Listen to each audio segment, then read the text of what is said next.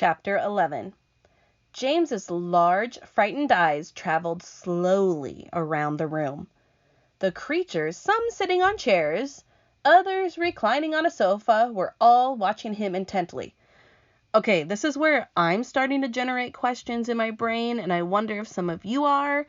How did they get a couch in the pit of a peach? Why and how did they get a chair in there? Oh, so many questions. Creatures? Or were they insects? An insect is usually something rather small, is it not? A grasshopper, for example, is an insect. So what would you call if you saw a grasshopper as large as a dog? As large as a large dog? You could hardly call that an insect, could you?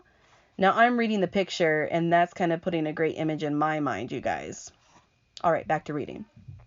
There was an old green grasshopper as large as a large dog sitting on a stool directly across the room from James now.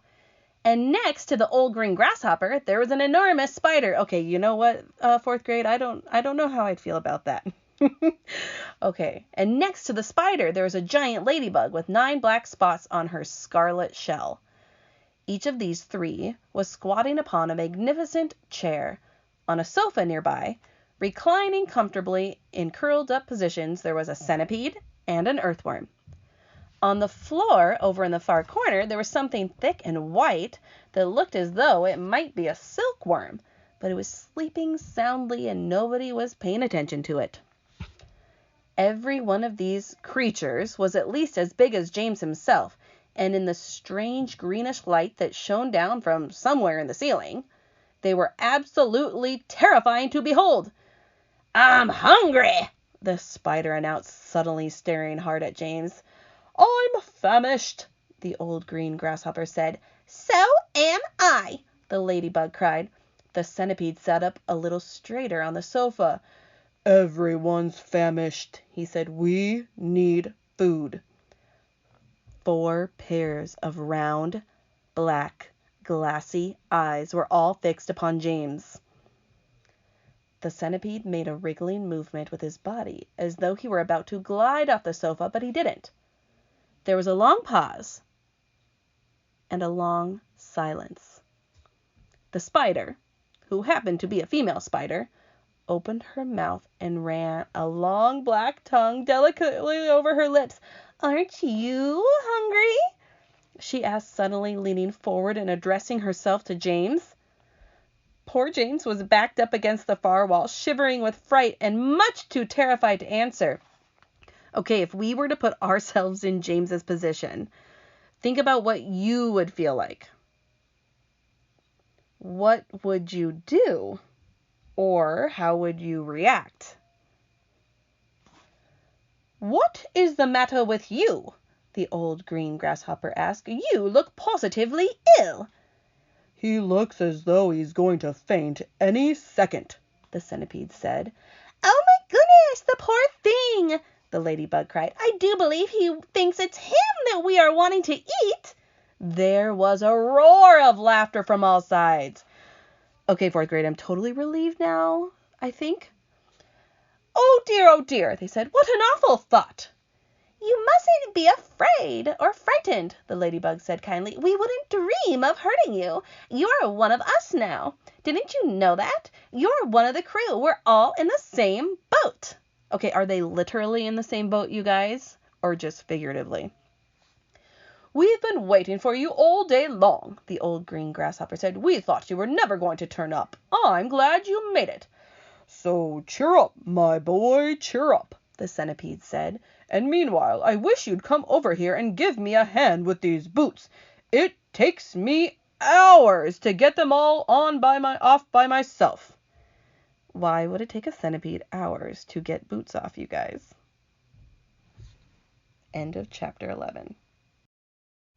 Chapter 12. James decided that this was most certainly not a time to be disagreeable. All right, look at the word disagreeable, you guys. What is your root or base word there? If you said agree, whoop woo. All right, we got a prefix. Remember pre, like a pre-workout that comes before. What's our prefix? Yep, it's dis, and then we've got able at the end. So if you are disagreeable, you are going to be not agreeable. However, James is going to be agreeable. So he crossed the room to where the centipede was sitting and knelt down beside him. "Thank you so much," the centipede said. "You are very kind." "You have a lot of boots," James murmured. "I have a lot of legs," the centipede answered proudly, "and a lot of feet. 100 to be exact." "There he goes again," the earthworm cried, speaking for the first time. "He simply cannot stop telling lies about his legs. He doesn't have anything like 100 of them. He's only got 42. The trouble is that most people don't bother to count them.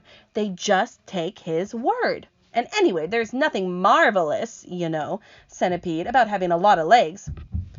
"Poor fellow," the centipede said, whispering to James's ear. "He's blind. He can't see how splendid I look."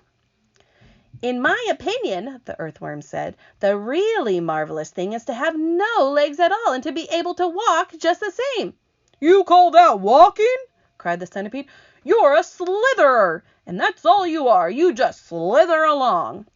"I glide," said the earthworm primly.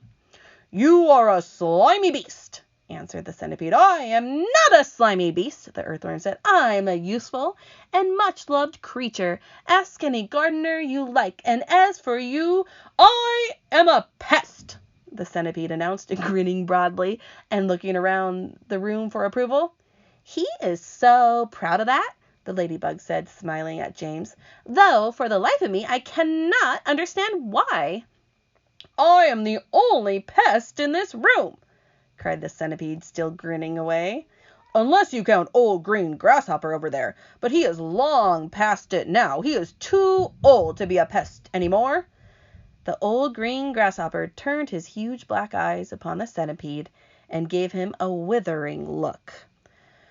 "Young fellow," he said, speaking in a deep, slow, scornful voice, "I have never been a pest in my life. I am a musician." "Hear, hear," said the ladybug. "James," the centipede said. "Your name is James, isn't it?" "Yes." "Well, James, have you ever in your life seen such a marvelous, colossal centipede as me?" "I certainly haven't," James answered. "How on earth did you get to be like that?" "Very peculiar," the centipede said. "Very, very peculiar indeed. Let me tell you what happened.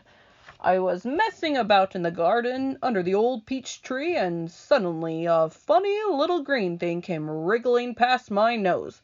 Bright green it was, and extraordinarily beautiful, and it looked like some kind of tiny stone or crystal." What was that little green thing? Do you guys remember where that came from in the previous chapters? "Oh, but I know what that was," cried James. "It happened to me, too," said the ladybug. "And me," Miss Spider said. "Suddenly there were little green things everywhere. The soil was full of them." "I actually swallowed one," the earthworm declared proudly. "So did I," the ladybug said. "I swallowed 3, the centipede cried. "But who's telling this story anyway? Don't interrupt." "It's too late to tell the stories now," the old green grasshopper announced. "It's time to go to sleep." "I refuse to sleep in my boots," the centipede cried. "How many more are there to come off, James?" I think I've done about 20 so far," James told him. "Well, then that leaves 80 to go," the centipede said. 22, not 80, shrieked the earthworm. "He's lying again." The centipede roared with laughter. "Stop pulling the earthworm's leg," the ladybug said.